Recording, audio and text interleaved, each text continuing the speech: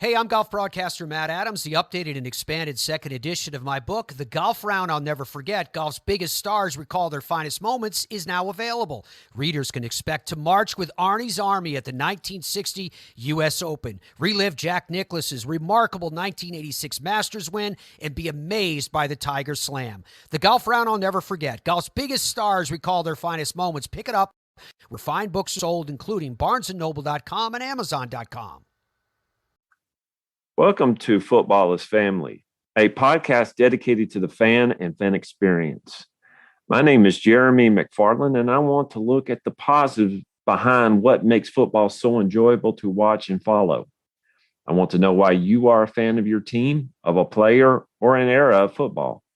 Whether the pros, college, or high school, I want to hear and share your stories and your love for the game. If you want to be part of this podcast, please message me on Twitter at Jeremy_McFarland or on Facebook at the Football is Family Facebook page. This podcast is part of the Sports History Network, your headquarters for the yesteryear of your favorite sport. You can learn more at sportshistorynetwork.com. I'd like to welcome you back to the Football is Family podcast. And if many of you probably know by now, if you listened to Arnie and my discussion a couple of weeks ago, or listen to the Hello All Sports that came out, I believe, yesterday, this would be June the 20th. My family and I have had a death in the family. My son died on May 25th, and that's where I've been for the past month. So I want to thank everybody for your thoughts, for your prayers, for your messages. It's been a hard time, but we're going to get through it. And I know we're going to get through it because we got people here that's going to help us out. So let me give you a couple of words of advice. Number one, if you are suffering from mental illness, and again, people sometimes downgrade mental illness because they can't see it, they can't touch it, they can't feel it, they can't diagnose it with a microscope. It's still an illness that can be treated. Please go get treated. Please go get looked at. Talk to a doctor. Talk to a psychologist or psychiatrist. Don't feel like you're less of a person because you have mental illness. You are human. I tell people at the church I work at that as long as you got a pulse, there's going to be problems in your life. There's going to be things you got to work on. So make sure that you get looked at. You can't ignore it. It will not go away. But number two, people often said, what do I talk to? How do I talk to people who are going through mental illness? I don't know what that's like. Or how do I talk to people who loved ones have committed suicide? Well, let me give you a word of advice. There were lots of people who came and went to visitation to the funeral of my son on May 28th, 29th, that time frame. I don't remember half of what they said, but I do remember them being there. You do not have to say anything. The presence that you have and you are giving is all that really matters. You don't have to say anything, but they want to know that you showed up, that you are there, that you love them, that you support them. You don't have to be there for long, but just be there for them and help them know that they are not by themselves. That's what we need right now. And I want to thank everybody for all the messages that you sent me. And again, for all your prayers and your thoughts. Now, I'm going to get into the topic today. Now, here's the thing. Growing up, when people were saying that 25th reunion, 50th reunion, 30th reunion for your class, I was like, man, that's for old people. Well, guess what? A couple of days ago, I got a message saying, hey, we're going to have our 25th high school reunion in October at the homecoming game in Centerville. I graduated in 1997 at Hickman County High School. My 25th anniversary or reunion is coming up this year. I'm one of those old people now. And I started thinking, good gracious. So I'm going to have to be a little bit more a little bit easier on how I view people with their 25th or 30th or 50th anniversary reunions. It's not just for old people, it's for every one of us. So I started thinking in 1997, what happened in the NFL? What happened in the NFL? Actually, with the seasons, the 1997 season actually runs over into 1998. It's considered one and the same. The regular season happened in 97, and 98 was the playoffs and the Super Bowl. The season actually began in August 31st, 1997, and ran to December 22nd, 1997. The playoffs began on the 27th of December, and the Super Bowl was in the 25th of January, 1998. There's some things that happened during this time that I think each one of us can look at and say, this is some instrumental and some important parts of the NFL. In fact, in 1998, for the Super Bowl, the Denver Broncos won that year. They beat the highly favored Green Bay Packers that year. And I remember watching that game. And I've said this on this podcast before. I was at third floor Benson watching the game and watching John Elway do the helicopter, basically lunging forward and get hit and got spun around to get a first down. He wanted to win the game because he had lost 3 Super Bowls up until that point. I watched every one of those Super Bowls.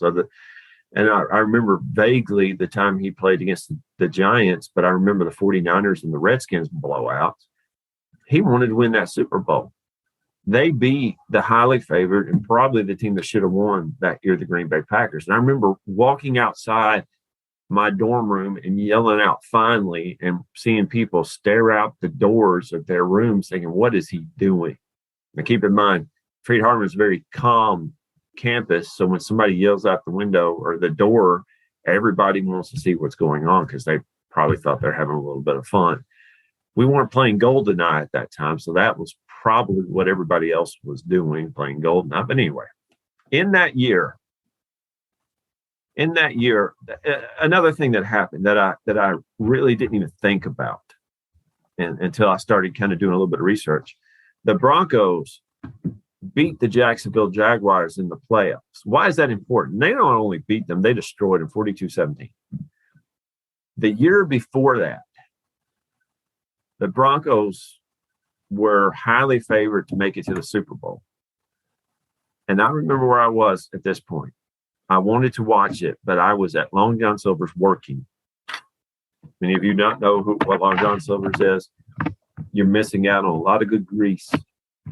And I was waiting to hear that we didn't have the internet, so I had to call my parents to see if they could tell me the score. And they said, oh, Jacksonville won. Jacksonville won. Jacksonville beat the highly favored Broncos that year. And it could have made it to the Super Bowl, probably should have made it to the Super Bowl. It was the Patriots, Green Bay Packers that year. But the Broncos turned it around. And not only did the Broncos turn around, but the Broncos had the cool new uniforms on. I like the old ones, but the new ones look pretty cool too with the Cyber Horse. They would go on to win the Super Bowl that year in 98, and in 99, they would beat the Falcons. And that year, John Elway would retire. The Broncos would go on and defeat the Kansas City Chiefs, which was ranked first in the AFC at that time, and then beat the number 2 ranked or number 2 seed Pittsburgh Steelers in the AFC Championship game. They would go on to again defeat the Green Bay Packers 31-24 that year. What was neat about this year as well is that the Houston Oilers relocated from Houston to Memphis. Now, I find this very awesome too, because obviously you know where my allegiance lie. I never had the chance to go to Memphis, but I was told that if I wanted to, I can get a seat anywhere I wanted. That people didn't come to Memphis. And you think, well, you got an NFL team for at least a year. Well, here's the thing. Memphis deserves and still deserves an NFL team. I don't think they're going to get one, but they deserve representation in the NFL. They had tried for years to get one. They had tried in 96 to get one.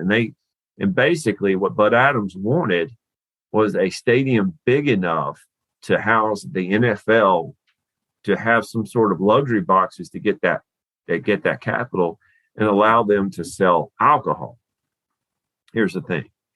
Tennessee, if you don't know about the state of Tennessee, it is not very long, top to bottom, north to south. But east to west, it's a 6 or 7 hour drive, depending on how fast you drive. That's a long drive. So Memphis to Nashville is about 3 or 4 hours. From Nashville to Knoxville is another 3 or 4 or 5 hours. It just depends on how fast you drive, really, and how bad the traffic is on I-40. So Bud Adams was looking, well, we can go to Nashville, but the only stadium that they had at the time was Vanderbilt Stadium, which I've been there several times. That is not a big league stadium. It's not good. It doesn't have seat. It has bleachers. It's not good. And they don't allow alcohol sales. So there, you can't sell $8 beers there. So they couldn't do that. And they said, well, why don't we go to Knoxville and just go to UT Stadium, the UT Vol Stadium, which is a humongous stadium, which would fit a lot of people. But like I said, to travel from Nashville to Knoxville is insanely long. And really, if you're going to Knoxville to play football, you're not going to get very far with the pros.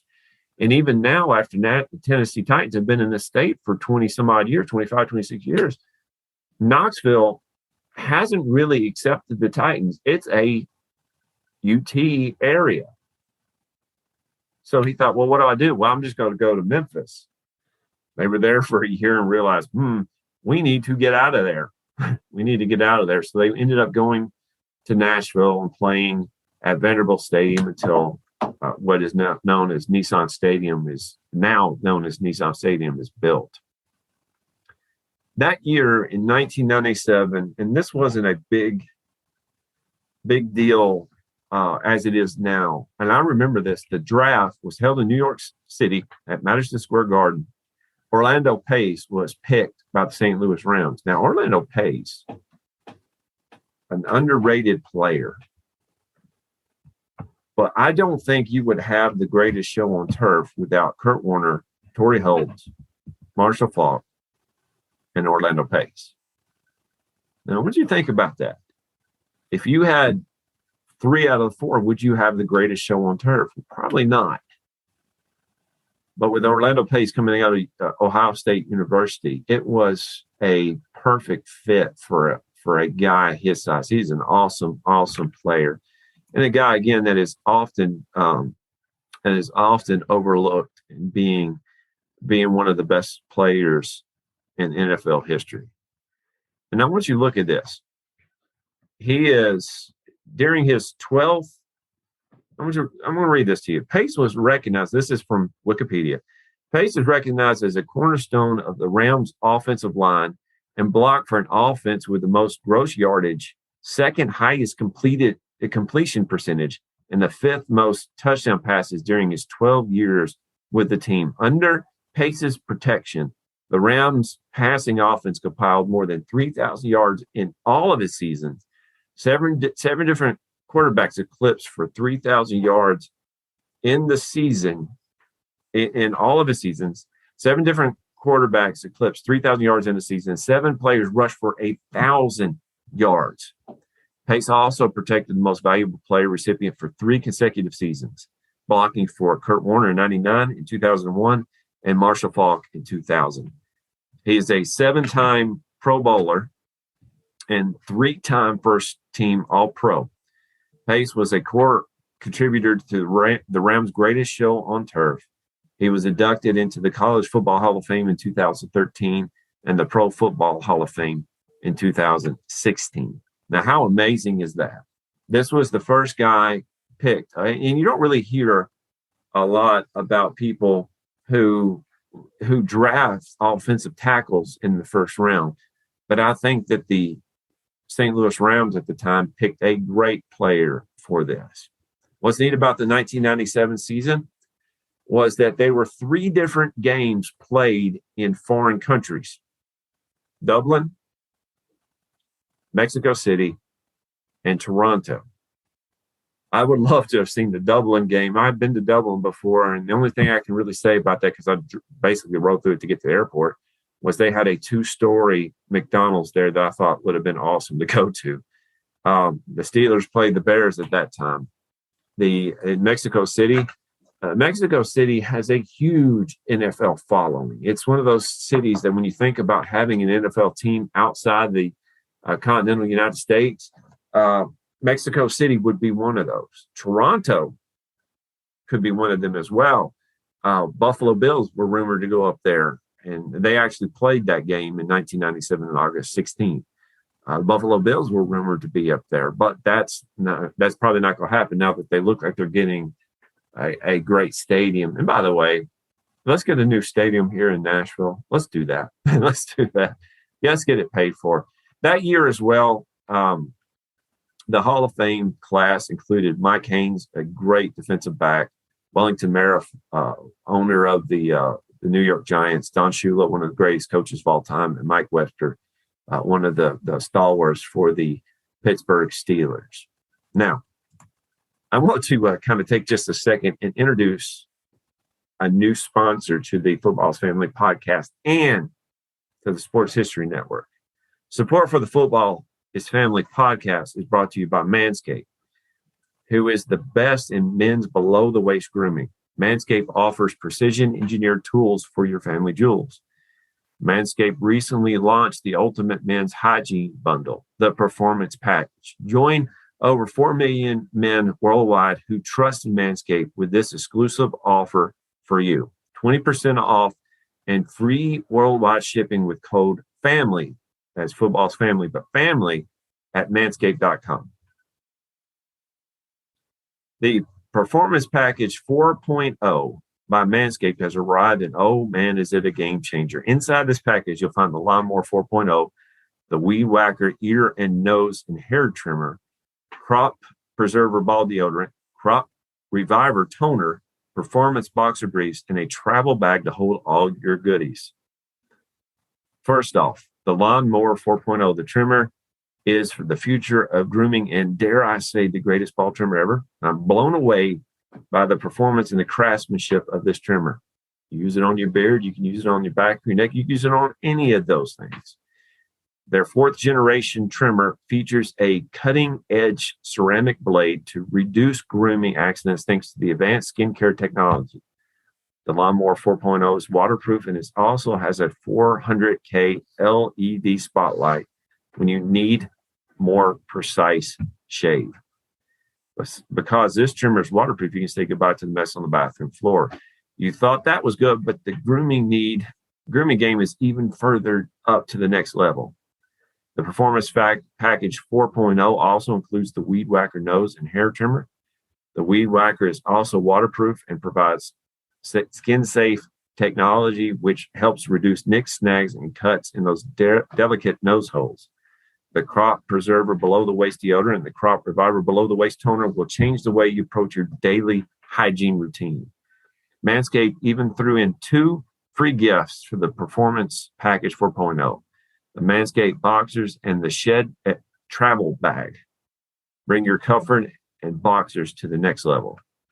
It's time to take care of yourself. To go to manscaped.com and get 20% off and free shipping with code FAMILY.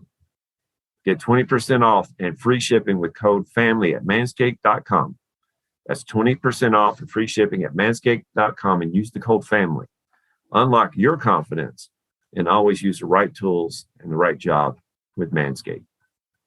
Now, do want to kind of sum this up with the 25th reunion in mind. I want to point out how funny this year was in 1997. The Jacksonville Jaguars were in the AFC Central. They made it to the playoffs. The NFC Central had the Detroit Lions and the Minnesota Vikings making it to the playoffs. You don't hear that very much, do you? You don't. The San Francisco 49ers, well, juggernaut at this time, probably should have beat the Packers that year. They made it to the playoffs with a 13-3 record. So did the Kansas City Chiefs with a 13-3 record. The Denver Broncos had a 12-4 record, yet they were 4 seed. And I'll tell you what, that's one of those things that you look back and think, I think we got the playoffs situation right. So let me ask you a question right now, and we're going to close with this. How many of you have had or will have your 25th reunion for high school to college coming up? What was it like 25 years ago for you for the NFL? Were you watching it? Was it that important to you, or was it something that you just picked up recently? What do you think about how much the NFL has changed? The NFL at this time was kind of moving out of the running as the emphasis and moving into the passing department. It was defense was important, but boy, the offense really ruled. It kind of changed the defense being more important in 2000 with the Ravens, and then you kind of keep going on and see how defense won a couple of Super Bowls coming up. But the offense has really been the focal points in the 90s and the 2000s, even till today. So what do you think? What do you think? What is your greatest memory of the 1997 season? Send me a link, or send me your memory at Jeremy_McFarland. And while you're at it, like and subscribe to this podcast and all our other great podcasts on Sports History Network. If this is something that you're interested in coming on and talking about your memories, please let me know, and I'll get you on as soon as I possibly can. Again, thank you for listening to the Football is Family podcast. This podcast is sponsored by Play Classic Sports Simulation Board Games, spelled with 2 A's, P-L-A-A-Y. Realistic board game recreations of professional football, hockey, baseball, NASCAR, golf, and more.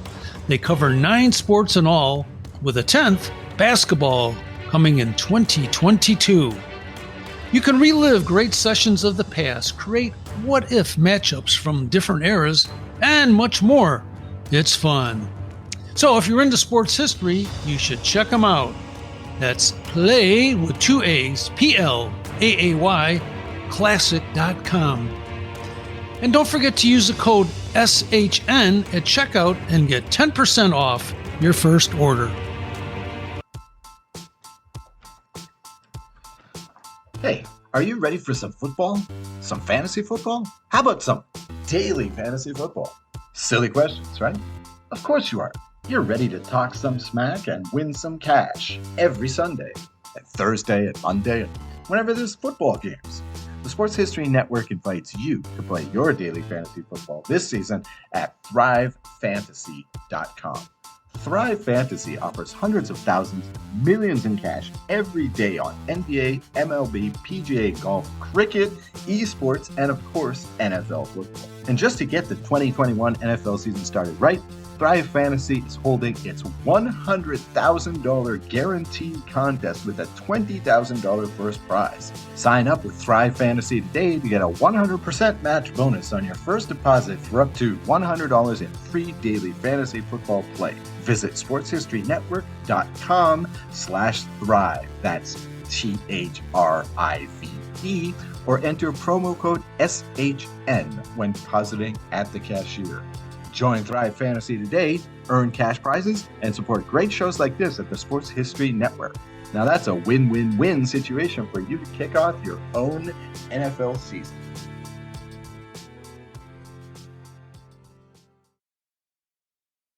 At the Sports History Network, we're all about sports yesteryear, and so we're so pleased to introduce you to Row 1, an online memorabilia gallery and shop that brings your sports history to life anywhere. The Row 1 gallery includes over 5,200 gorgeously reproduced prints of team posters, game program covers, game tickets, advertisements, and more in baseball, pro and college football, pro and college basketball, and more. And any gallery item may be printed in a variety of sizes on wood, metal, canvas, acrylic, or poster paper. And in Row 1 shop, check out the thousands more of unique items with the retro and historical designs dating back to 1876, including t-shirts, long sleeve shirts, phone cases, mugs, blankets, pillows, towels, and even shower curtains. Go to sportshistorynetwork.com, ROW1, for access to the full Row 1 catalog and for gallery prints and gift items, plus get a 15% discount off all prints on the Row 1 Pictorum Gallery with coupon code SHN15. Follow the link on the show notes. Hey there, sports history fan. This is Arnie Chapman, aka the Football History Dude, and I hope that you enjoyed this recent episode presented by the Sports History Network and we're able to learn some good old-fashioned sports history knowledge nuggets. I started the Sports History Network back in 2020 with the mission to help podcasters find a community of like-minded sports history nerds, as well as helping aspiring podcasters to start their own shows. We have a little bit over 30 shows on the network right now covering all sorts of sports history, but as far as I'm concerned, we're just at the toothpick in the ocean moment, that can't even figure it out because there's so much more coming. We wanted to create the ultimate headquarters for sports yesteryear, starting with Podcast Network and our website, but we're going to continue to move into other mediums as well. And here's the cool part, because we want you to be part of our team. So if you're interested in starting your own podcast, or maybe being a guest on one of our shows, or who knows, maybe even writing an article for us over on the website. Seriously, all you gotta do is reach out to us on the contact page over at sportshistorynetwork.com. You can be as technologically savvy as a Neanderthal tapping on a stone trying to figure out this whole hieroglyphics thing back in the day. Again, it doesn't matter, because even if you don't understand the whole podcast space, we have a production team that can pretty much help you out with doing everything. All you gotta do, head over to sportshistorynetwork.com, head to the contact page, fill it out. That message goes right to me, and I'll reach out to you as soon as I can. But for now, dude, I'm through if you're through.